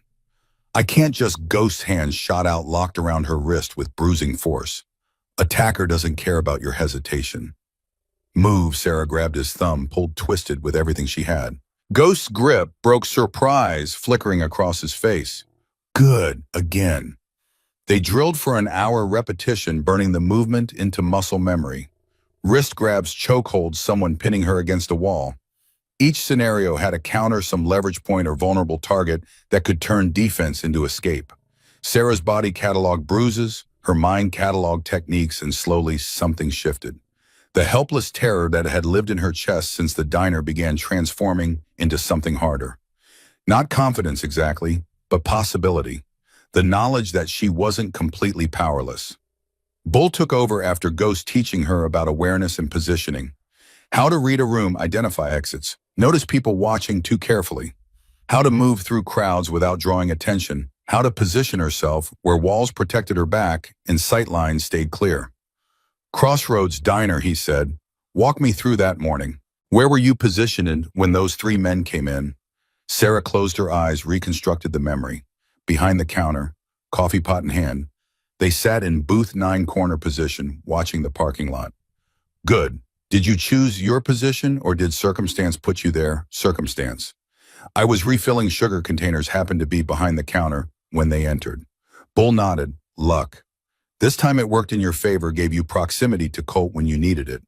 But you can't rely on luck. You need to deliberately position yourself where you have advantages. Near exits, near weapons, near allies. Training isn't just about fighting. It's about never needing to fight because you're always in the right place. They walked the compound. Bull pointing out strategic positions, explaining fields of fire and cover and escape routes. Military thinking applied to civilian life, the habits of men who'd survived combat by learning to read terrain and anticipate threats. Doc's turn came after lunch, teaching Sarah basic first aid with intensity that suggested experience treating injuries far worse than scraped knees. Gunshot wounds bleed different than knife wounds. Arterial blood spurts, venous blood flows. You see spurting, you've got maybe 2 minutes before someone dies.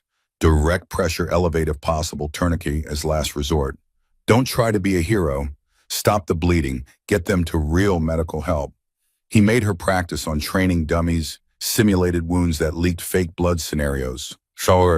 Where Sarah had to decide priorities and act under pressure. Who to treat first when multiple people were injured.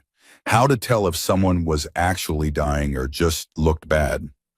The brutal calculus of triage, deciding who lived and who didn't based on resources and probability. Sarah's hands shook as she worked, imagining Lily bleeding out, while Sarah fumbled with bandages, imagining Patricia collapsed and Sarah having to choose between moving her or stopping blood loss. You're thinking about your family, Doc said quietly. Good, that's the right motivation. But channel it. Fear makes you freeze or panic. Purpose makes you move. Remember why you're learning this, not to prepare for tragedy, to prevent it. 3 days of training passed in exhausted blur.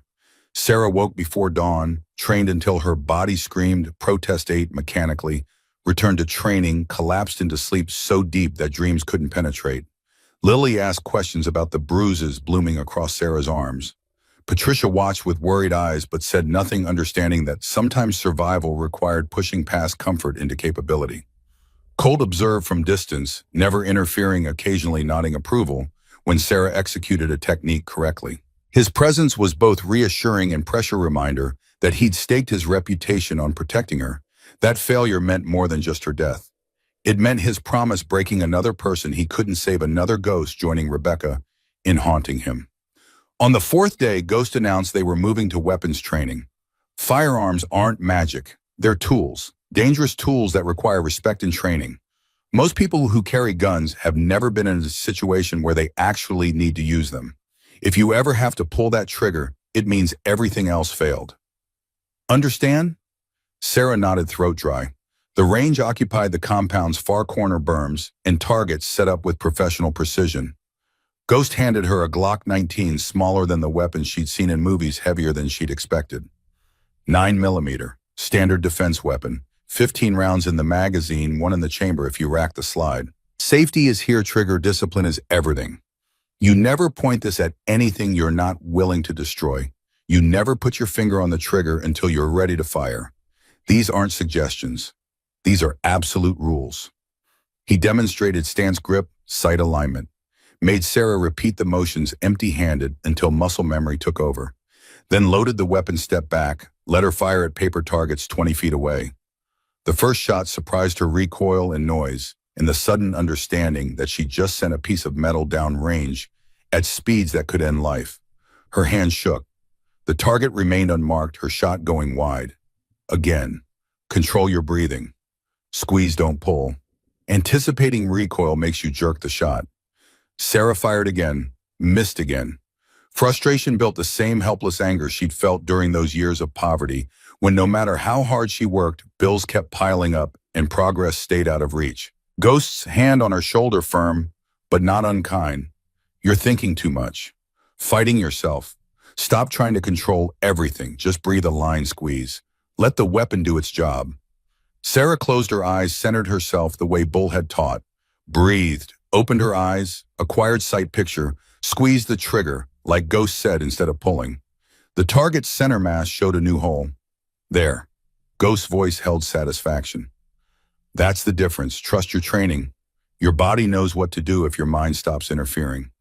By the end of the session, Sarah was hitting center mass 7 times out of 15. Not great, but better than nothing. Better than being completely helpless when violence came. Colt appeared as they were cleaning weapons, his presence commanding attention without demanding it. You're doing good, better than most people after 4 days. But understanding mechanics isn't enough. You need to know when to use what you've learned. And when to run. Sarah looked up from the Glock. She was field stripping under Ghost's supervision. How do I know the difference? Colt sat on the bench beside her, his voice quiet enough that only she could hear. You run when running keeps your family safe. You fight when fighting buys them time to escape. You never fight to prove something, or because you're angry, or because someone hurt your pride. Those are ego decisions. Ego gets you killed.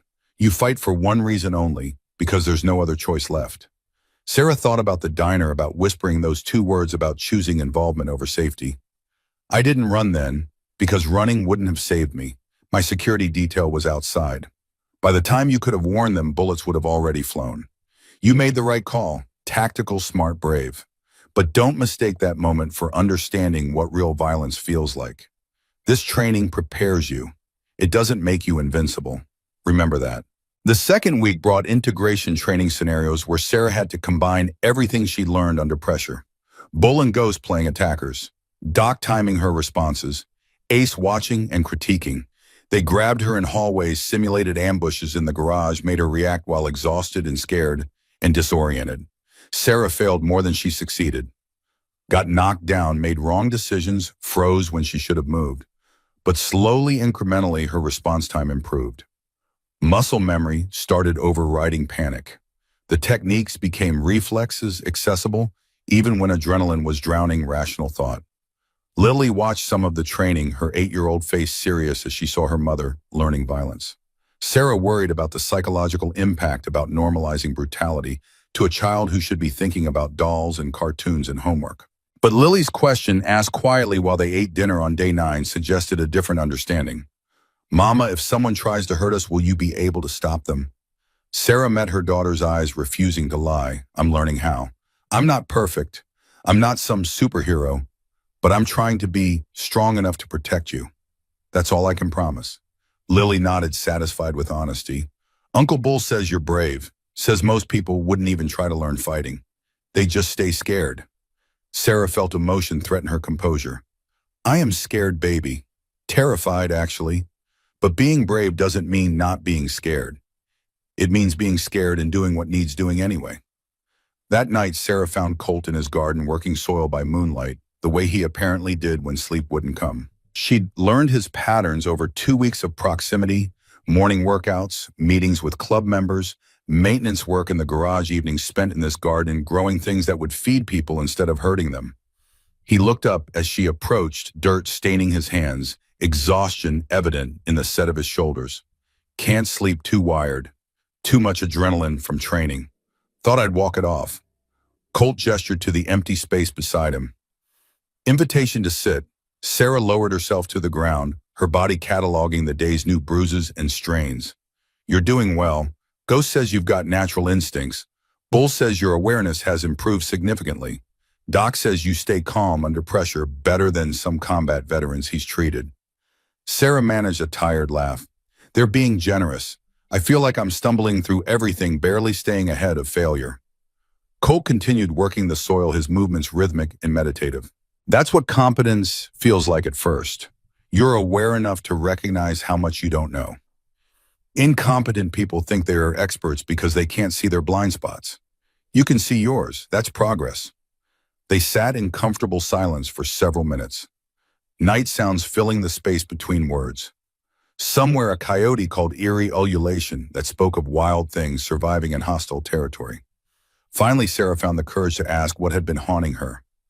Demon's Run is in 11 days. You're really planning to use yourself as bait. Colt's hands stilled in the dirt. Ghost has been talking. I overheard. Back when Clutch was still here. You said Diablo's planning something at the rally. You said we'd turn his trap into ours. Colt pulled his hands from the soil, wiped them on his jeans, the gesture buying time to organize thoughts. Diablo wants to eliminate Iron Wolf's leadership. Take our territory. Absorb our businesses. He thinks the rally is perfect cover because of the crowds, the neutral ground, the traditional truce that makes clubs lower their guard.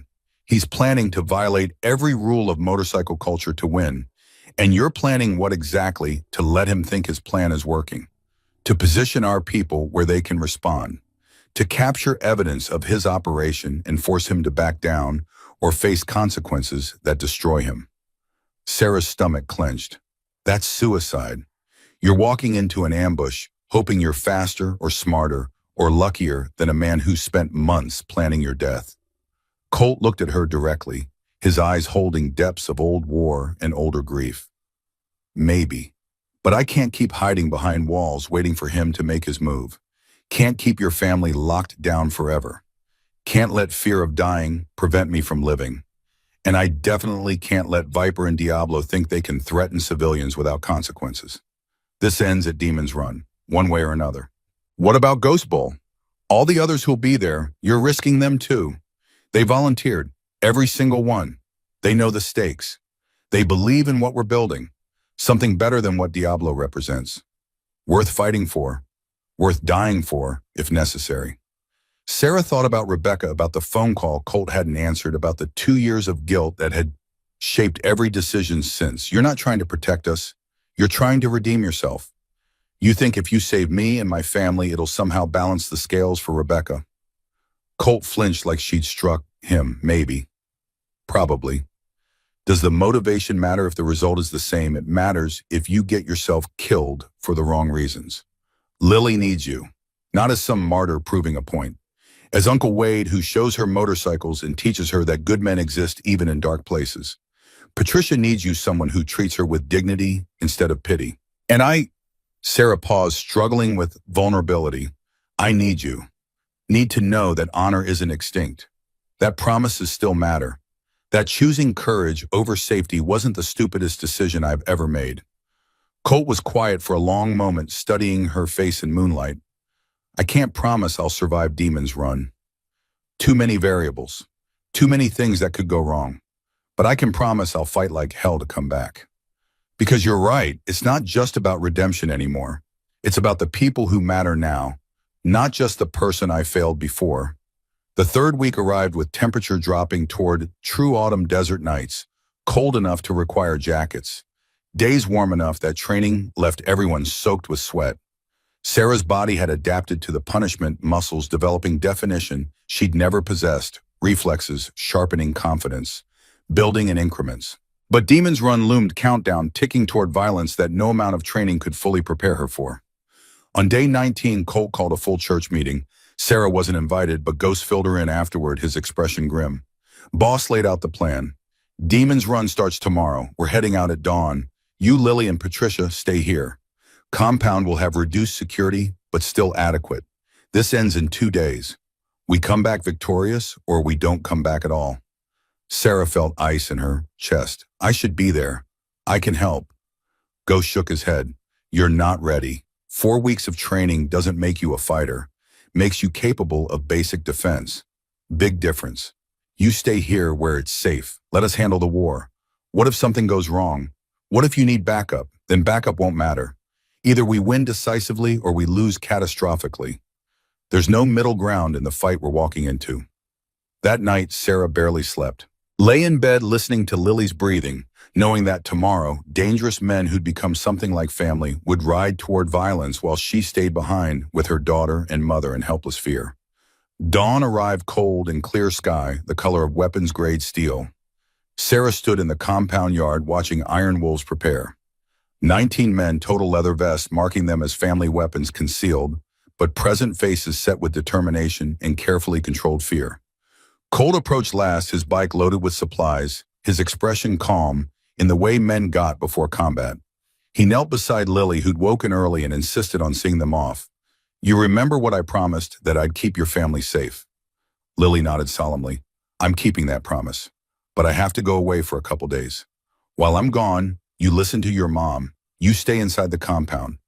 You trust the people. I'm leaving here to protect you. Can you do that? I can. Will you come back? Colt's hesitation lasted microseconds, but Sarah caught it. I'm going to try very hard.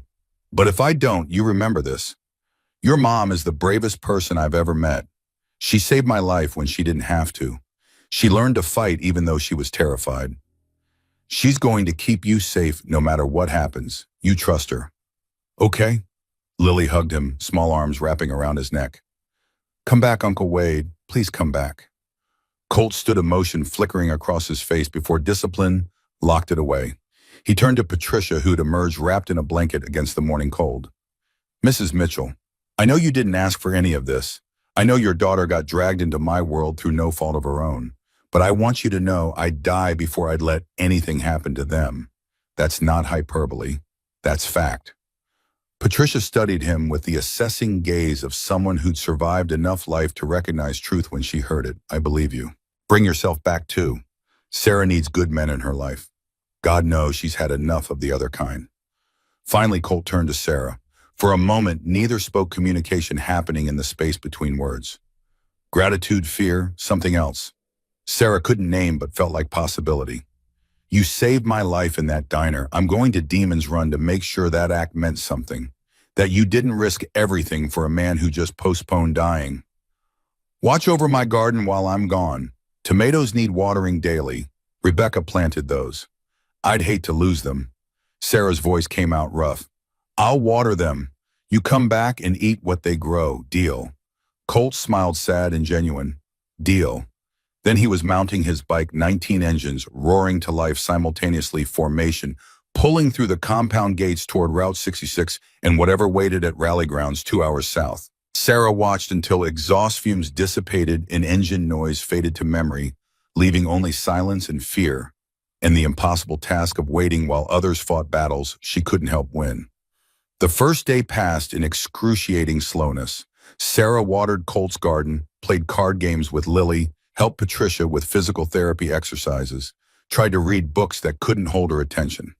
The 6 Iron Wolves members left behind for compound security moved through their duties with professional calm, but Sarah saw tension in shoulders, heard it in clipped radio communications.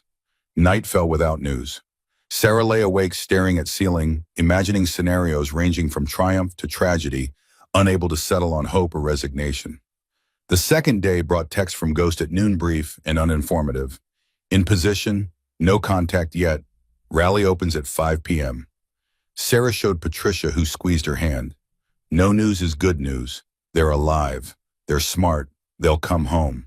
But Patricia's eyes betrayed doubt, and Sarah felt the same uncertainty eating at her composure. Evening arrived, sun dropping toward western mountains, temperature falling toward freezing. Sarah was checking on Lily, who'd fallen asleep early from the emotional exhaustion of waiting, when her phone buzzed. Ghost. Not text this time. Call. Sarah answered with shaking hands. Ghost's voice came through, distorted by background noise, shouting what might have been gunfire. Sarah listened carefully. Things went sideways. Diablo had more people than intel suggested. We're pinned down near the maintenance area. Colt's injured, not critical, but not good. We're extracting, but it's going to be close. Ice water replaced blood in Sarah's veins. What do you need? Ghost's laugh held no humor. Nothing you can provide. Just if we don't make it back, you tell Lily that Colt kept his promise. He drew fire away from civilians, saved probably 30 people. That counts for something. The call ended. Sarah stood frozen, phone dead in her hand, the world narrowing to single point of focus. They were fighting, dying maybe, while she stood in safety doing nothing. Patricia appeared in the doorway. That was Ghost, wasn't it? What's happening? Sarah met her mother's eyes, found strength in the woman who'd survived poverty and cancer and single parenthood without breaking. They need help. Colt's injured. They're outnumbered. What are you going to do? Sarah thought about 4 weeks of training, about Ghost teaching her that survival meant doing whatever kept you breathing, about Colt promising to come back and maybe dying before he could keep that promise. Something stupid and brave and possibly necessary.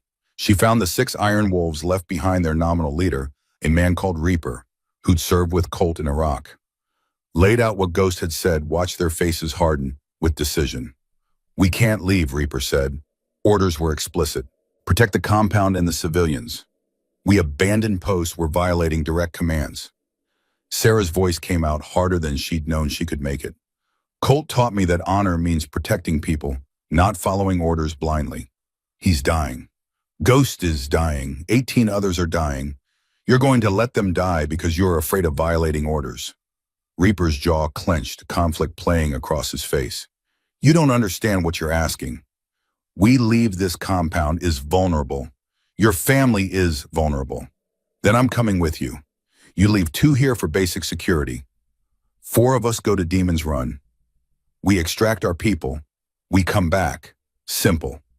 Reaper stared at her like she'd suggested flying to the moon. You've had 4 weeks of training. You're not a fighter. Sarah thought about everything these men had taught her, about the bruises and exhaustion and slow transformation from helpless to capable.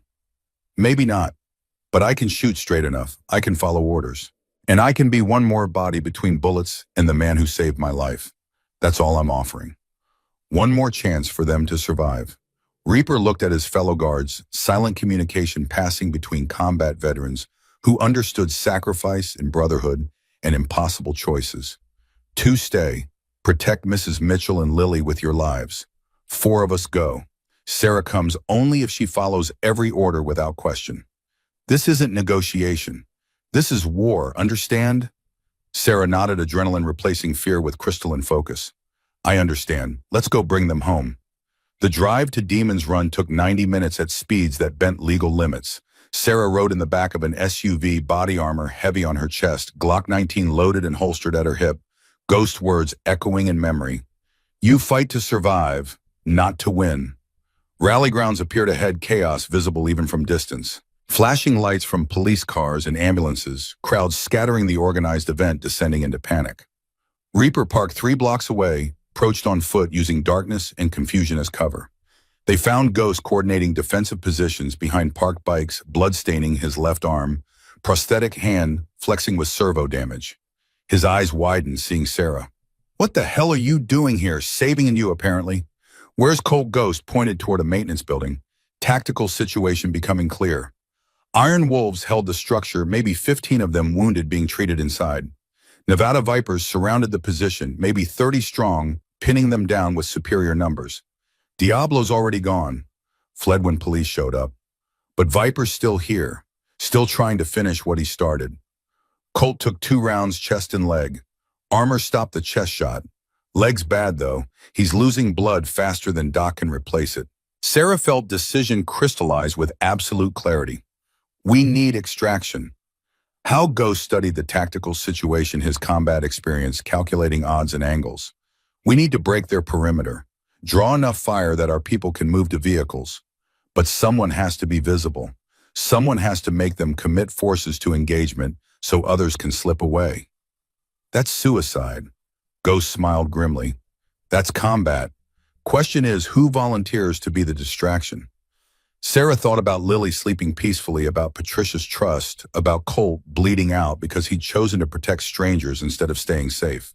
Thought about everything these dangerous men had taught her about courage and sacrifice and the price of keeping promises. I'll do it. Every man present turned to stare. Reaper shook his head. Absolutely not. You're civilian. You're under our protection, which means protecting by helping, not hiding. You need a distraction. I'm offering. Set me up with cover fire. Give me 30 seconds of visibility. I'll draw them out. Ghost's prosthetic hand gripped her shoulder. Sarah, this isn't training. This is real bullets, real death. You don't come back from mistakes here. Sarah met his eyes. Colt told me I fight when there's no other choice, when fighting buys the people I love time to survive. This is that moment. So teach me the plan and let me be useful. 5 minutes of rapid coordination followed. Reaper positioned his 3 guards where they could provide suppressing fire. Ghost radioed the Iron Wolves inside, explained the plan, got Colt's furious refusal, followed by Bull overruling him with practical assessment of their situation. Sarah crept toward an exposed position, Ghost's instructions burning in memory. Move fast, stay low. Fire toward their position, but don't expect to hit anything. Survive 30 seconds and we'll pull you back. She reached position, took 3 deep breaths, said silent prayer that Lily would understand if this went wrong, then stood, stepped into moonlight, raised her Glock toward Nevada Viper's concealed positions. Fired 3 shots, the recoil familiar, now muscle memory, executing without thought. Nevada Viper's response was immediate and overwhelming, muzzle flashes erupting from a dozen positions, bullets snapping past Sarah's head close enough to hear. She dropped, rolled, came up behind cover, the way Bull had taught, fired twice more toward different positions. Reaper and his guards opened up with devastating precision, suppressing fire, forcing Nevada Vipers to seek cover instead of maintaining their perimeter. In that window, Iron Wolves moved wounded, being carried, mobile members providing covering fire, the entire group flowing toward vehicles with choreographed efficiency. Sarah kept firing magazine, running dry, fumbling new one from her pocket, hands shaking now that adrenaline was overwhelming training. Bullets chewed through her cover concrete, fragmenting one piece, catching her cheek and drawing blood. Then Ghost was there, dragging her backward, his voice harsh. Move now, they ran stumbling through darkness toward the SUV. Behind them, police sirens grew louder. Nevada Vipers breaking contact rather than face arrest. The window closed, violence ending as suddenly as it had started. At the vehicle's chaos of loading, wounded counting, heads confirming everyone had made it out. 19 Iron Wolves had entered the rally. 18 were climbing into vehicles now. 1 fatality confirmed, a prospect named Miller who'd taken rounds meant for Colt. Sarah found Colt in the back of a truck, Doc working on his leg wound with grim focus. Colt's face was gray with blood loss, but his eyes tracked to Sarah with laser intensity. You. His voice came out rough. You shouldn't have come. Someone had to. You were dying. Could have been you dying. Could have been you leaving Lily without a mother. But it wasn't. We're here. We're alive. Miller died saving you. Don't make his sacrifice meaningless by dying anyway. Colt managed something that might have been a smile. Bossy, I like that. New side of you. Doc interrupted. Less talking, more bleeding control.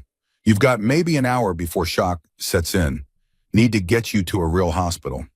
The convoy pulled out, heading north away from Demon's Run and its aftermath. Sarah sat beside Colt, her hand finding his, holding on, while Doc worked and Reaper drove and Ghost coordinated with police who were remarkably willing to accept the official story. Gang violence, self-defense, Iron Wolves were victims, not aggressors. Viper had escaped. Diablo had escaped. But 18 Iron Wolves had survived when they should have died. That was victory, even if it didn't feel like winning. Hospital and Flagstaff took them, treating multiple gunshot wounds and trauma injuries with the weary efficiency of emergency staff who'd seen worse. Colt required surgery for the leg wound, bullet had nicked femoral artery. 2 hours under anesthesia while Sarah sat in the waiting room, exhausted and terrified, and gradually realizing she'd just participated in a gunfight and survived. Patricia called at midnight, voice tight with controlled panic. Lily knows something happened. Reaper's men told us about casualties. Is my daughter alive? Sarah's voice broke. I'm alive. Colt's in surgery but stable. We're coming home soon. Mom, I'm so sorry. I shouldn't have left you. Patricia's response held steel underneath worry. You went to save people who matter to you. That's not something to apologize for. That's something to be proud of. Come home when you can. We'll be here. Colt emerged from surgery at 2 a.m. groggy but a live leg immobilized but intact. Doc had remained at his side throughout old combat medic instincts, refusing to trust civilian surgeons with his brother's life. Sarah stood in the doorway of his recovery room, suddenly uncertain if her presence was welcome now that crisis had passed. Colt's eyes found hers. You saved us. Ghost told me what you did. Drawing fire, buying time for extraction. He paused, searching for words. That was one of the bravest things I've ever seen. And I've seen brave. Sarah moved closer, exhaustion making her honest in ways fear had prevented before. You said I'd fight when there was no other choice. When fighting bought time for people I love to survive. That's what I did, because somewhere in the last month you dangerous men became people I love. Colt's hand found hers, grip, weak but present. We're going to survive this. All of us. Miller's family will be taken care of. Nevada Vipers will face consequences. Diablo and Viper will answer for what they've done. But we survived. That's what matters. 3 weeks later, the world had reorganized itself into something approaching normal. Colt recovered at the compound, physical therapy bringing back mobility. Miller's funeral had drawn hundreds of Iron Wolves paying respect to the young man who'd taken bullets meant for his president. Investigation into Demon's Run had concluded with Nevada Viper's charter being revoked. Diablo facing federal charges. Viper still at large, but now hunted by law enforcement and multiple motorcycle clubs who viewed his actions as violation of sacred codes. Sarah returned to Crossroads Diner, but everything had changed. Jake had promoted her to manager, recognizing that the woman who'd survived what she'd survived deserved authority matching her capability. Iron Wolves members maintained constant presence protection that had become family instead of burden. Patricia's cancer remained in remission, her health improving daily. Lily thrived the trauma processing through therapy, and the resilient healing children managed better than adults. She still called Colt Uncle Wade, still asked to see motorcycles, still trusted that the world contained good people, even when it also contained violence. On a Thursday morning, 6 weeks after Demon's Run, Sarah stood behind the counter at Crossroads, watching familiar motorcycles pull into the parking lot. 5 bikes, Iron Wolves, colors Colt riding, lead despite the slight limp that would probably never fully heal. He entered, touched fingers to forehead toward Martha, nodded at regulars, settled onto his usual stool. Third from left. Same position, same routine. But different now. Forever different. Sarah poured coffee without asking. The usual Colt smiled. You know it. She brought eggs and toast, sat beside him on the adjacent stool, manager, privilege, allowing her to pause in her duties. How's the leg getting better? Doc says I'll have full mobility eventually. Just need to be patient. That must be killing you. Colt laughed. It is. But I'm learning. Rebecca used to tell me I needed to slow down, appreciate moments, instead of always planning the next move. Maybe she was right. Outside, Ghost chatted with Bull near the bikes. Through the window, Sarah could see them, laughing brothers at peace. The world still held danger. Viper was still out there. Other threats would emerge. But today, this moment, her family was safe, and the people she'd chosen were alive, and the promises made had been kept. Sarah touched the small Iron Wolves pin on her collar, the medallion Colt had given her after Demon's Run, marking her as family in ways that transcended blood or club membership. Lily wants to learn to ride when she's older, says Uncle Wade promised to teach her. Colt's expression softened. I did, when she's 16, with your permission, and only after she completes the same training you did. No exceptions. Sarah thought about 4 weeks of bruises and exhaustion, about learning to fight and shoot and survive in a world that specialized in breaking people who weren't strong enough. Deal. But you're also teaching her to grow tomatoes.